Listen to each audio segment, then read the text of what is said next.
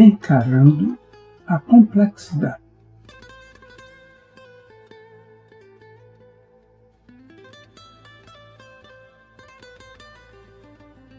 Nos séculos XVIII e XIX, as equações newtonianas do movimento foram modeladas em formas mais gerais.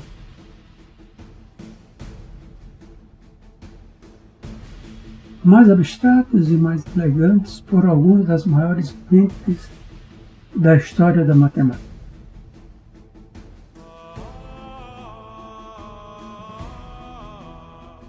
Sucessivas reformulações por Pierre Laplace, Leonhard Euler, Joseph Lagrange e William Hamilton não mudaram o conteúdo das equações de Newton.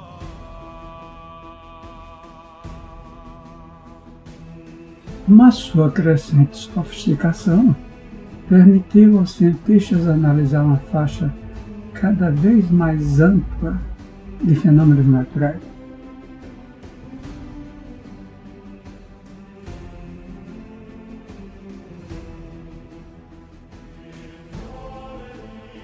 Aplicando sua teoria ao movimento dos planetas, o próprio Newton foi capaz de reproduzir as características básicas do sistema solar,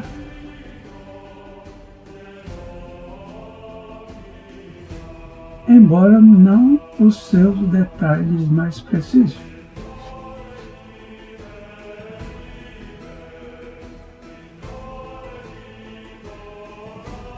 No entanto, Laplace aprimorou e aperfeiçoou os cálculos de Newton em tal medida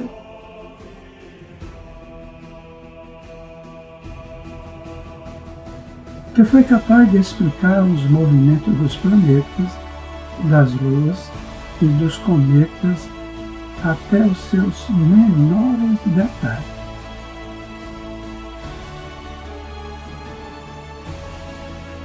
Bem como o fluxo das marés e outros fenômenos relacionados com a gravidade.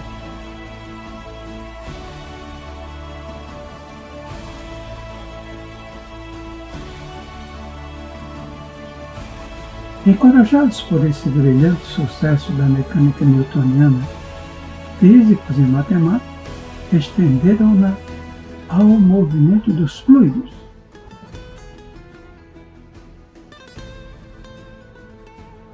E as vibrações de cordas, sinos e outros corpos elásticos. E mais uma vez ela funciona.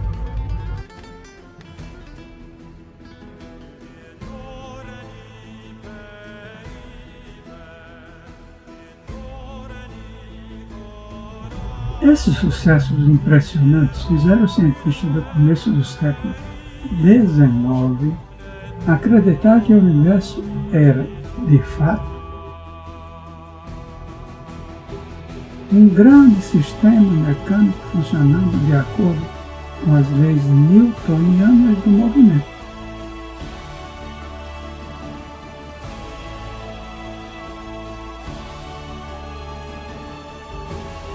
Desse modo, as equações diferenciais de Newton tornaram-se o fundamento matemático do paradigma mecanicista.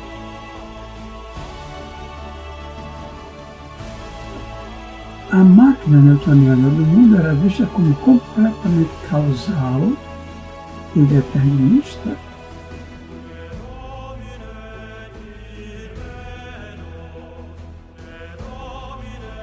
Tudo o que acontecia tinha uma causa definida e dava origem a um efeito definido.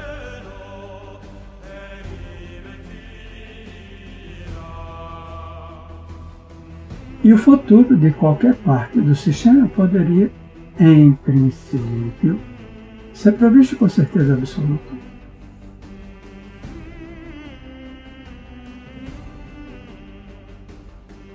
Se o seu estado, em qualquer instante, fosse conhecido em todos os seus detalhes.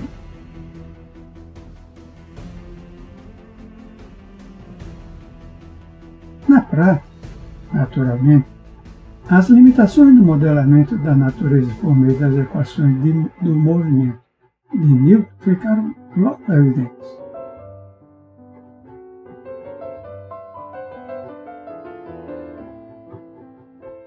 como assim assinalou o físico inglês Ian Stewart. Montar as equações é uma coisa, resolvê-las é totalmente outra.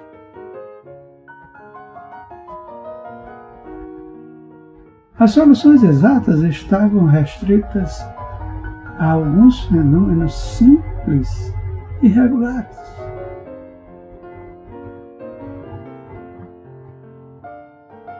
Enquanto a complexidade de várias áreas parecia esquivar-se a todo modelamento mecanicista.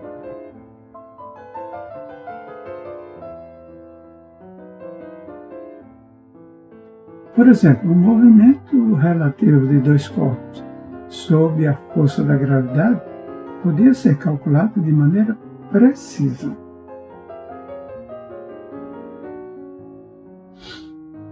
Mas quando se chegava aos gases, com milhões de partículas, a situação parecia sem esperança.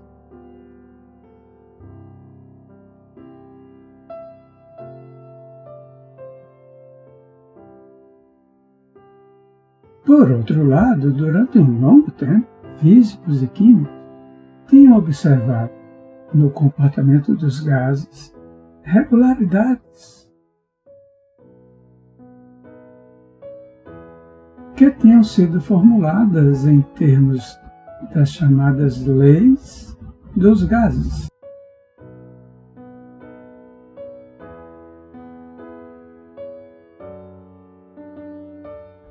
Relações matemáticas simples entre a temperatura, o volume e a pressão de um gás.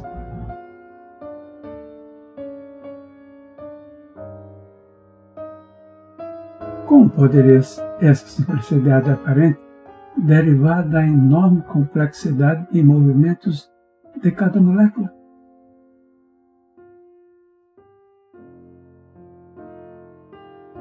No século XIX, o grande físico James Clerk Maxwell encontrou uma resposta.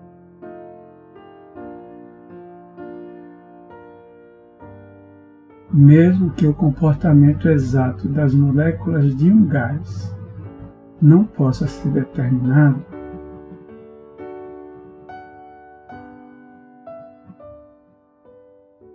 Maxwell argumentou que seu comportamento médio poderia dar origem às regularidades observadas.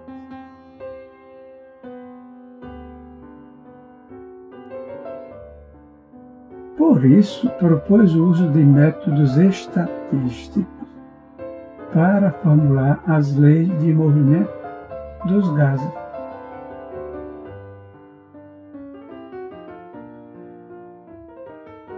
A menor porção de matéria que podemos submeter à experiência consiste em milhões de moléculas.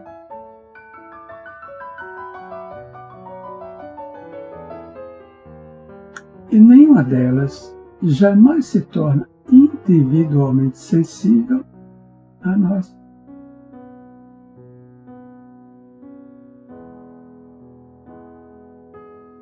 Não podemos, pois, determinar o movimento real de nenhuma dessas moléculas.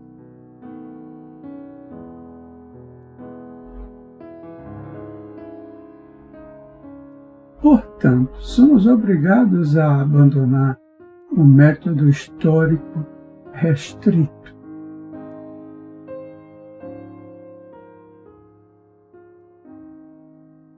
E adotar o método estatístico de lidar com grandes grupos de moléculas.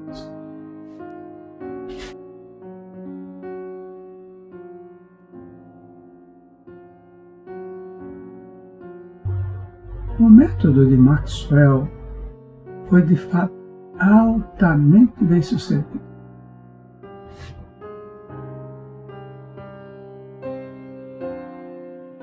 Ele permitiu aos físicos explicar de imediato as propriedades básicas de um gás de acordo com o comportamento médio das suas moléculas.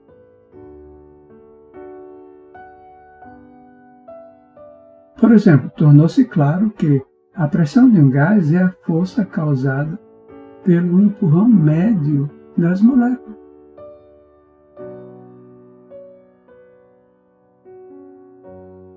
ao passo que a temperatura se revelou proporcional à energia média de movimento dessas moléculas.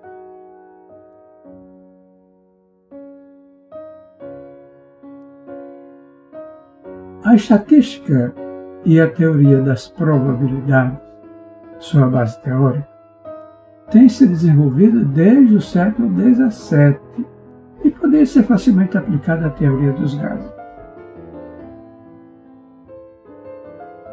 A combinação de métodos estatísticos com a mecânica newtoniana resultou num novo ramo da ciência.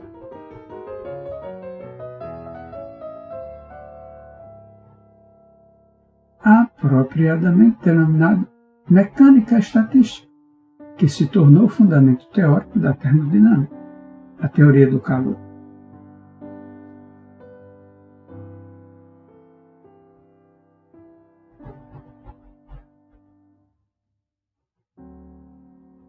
Teia da vida,